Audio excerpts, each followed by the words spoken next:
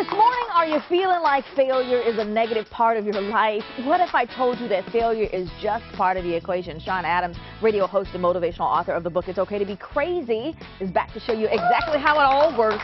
Sean Adams, welcome back. Thank you. Let's get right into it. You say, failure is part of the equation. What do you mean exactly? Well, it's Oscar Wilde's old quote, every saint has a past, every sinner has a future, the powers of redemption are great. So if you look at it that way and not look at failure as the final end, the final chapter of the book, it's just a part of the equation. It's a storm cloud that kind of settles over you. Sometimes you just got to ride out the storm, learn from it, grow and develop and move on.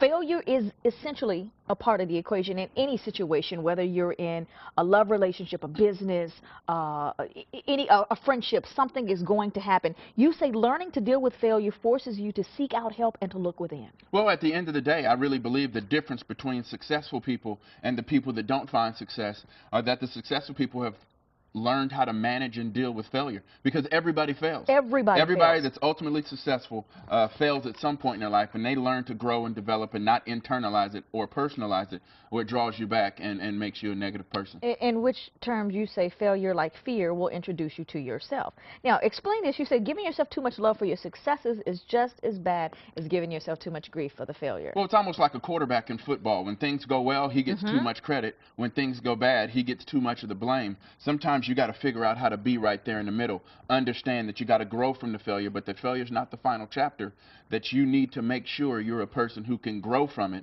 learn from it, not internalize it, and then move on from there. Okay, you compare the analogy to sports. No sport is more failure-based than baseball, for example. You say do what your coaches tell you to do, in other words, to come back from a failure. Well, I say that only because sometimes we don't listen.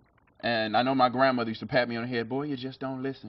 But, baseball's built in failure. If you are successful 30% of the time on your job, you're going to get fired. But if you're successful 30% of the time over the course of your career in baseball, you become a Hall of Famer. So sometimes we have to learn how to adjust to life and how it sits for us, and take that failure and figure out how to manage that little piece of it and move on from there. Is there a such thing as goals that are too lofty? In other words, do some people set themselves up for failure because goals are unrealistic or achievements are unrealistic? Like, I know I'm never going to be an Olympic swimmer. I think we have a better chance of setting the goal too low and actually hitting it, as opposed to setting a lofty goal too high and not reaching it. I think if you set those lofty goals, you need to set smaller goals that get you on your way to completing the big goal, and that's the actual way you need to set your goals. We talk about failure as it relates to us as adults, but because we have, moms watching, dads watching, families watching, what can parents teach their young person about failure, especially when it comes to